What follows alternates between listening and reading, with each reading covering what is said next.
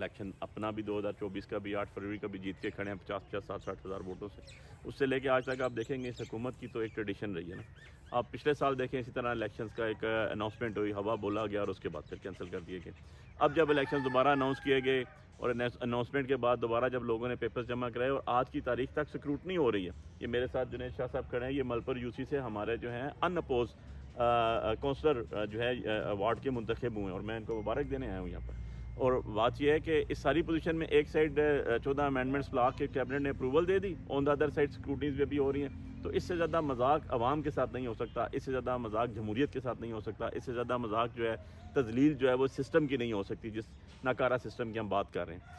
سو جب بھی آپ کو پولیٹیکل ایکٹیویٹی نظر آئے گی اس میں پی ٹی آئی آپ کو ٹاپ پہ نظر آئے گی. اور بڑی حیرت زدہ بات ہے کہ حکومت ہمیشہ رائے فرار اختیار کرتی ہے.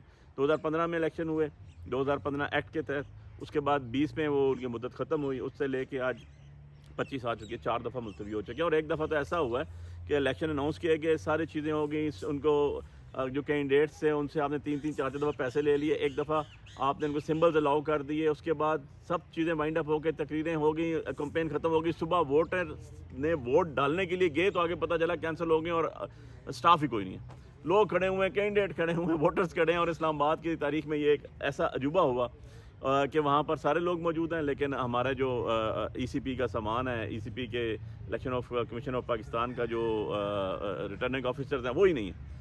سو اس طرح کے بھی یہاں پر انہوں نے ڈرامے کیے ہیں. بات یہ ہے کہ یہ ہمیشہ جو ہے عوام کی ووٹ سے بھاگنا چاہتے ہیں, یہ ہمیشہ چور راستہ ڈھونڈتے ہیں.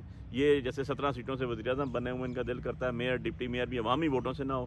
تو بھائی اربوں روپے کس لیے لگا رہے ہو, اناؤنس کیوں کر رہے ہو؟ ای سی پی آپ کا ہے, جوڈیشری ساری آپ کی بیٹھی ہوئی ہے, خود ہی اناؤنس کرتے ہو تو لوگوں کے ساتھ یار اس طرح مذاق کرتے ہو, اس طرح تذلیل کرتے ہو.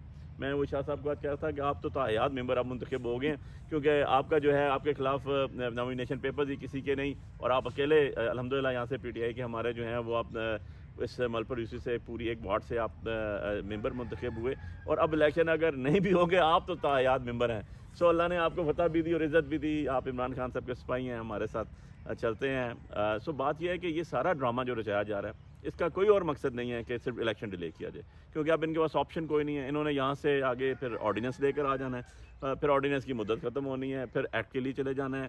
مطلب یہ ساری کی ساری فروٹائل ایکسرسائز ہے جس کا مقصد ایک ہے صرف لب لباب, اگر میں اس کا سارا بیان کر دوں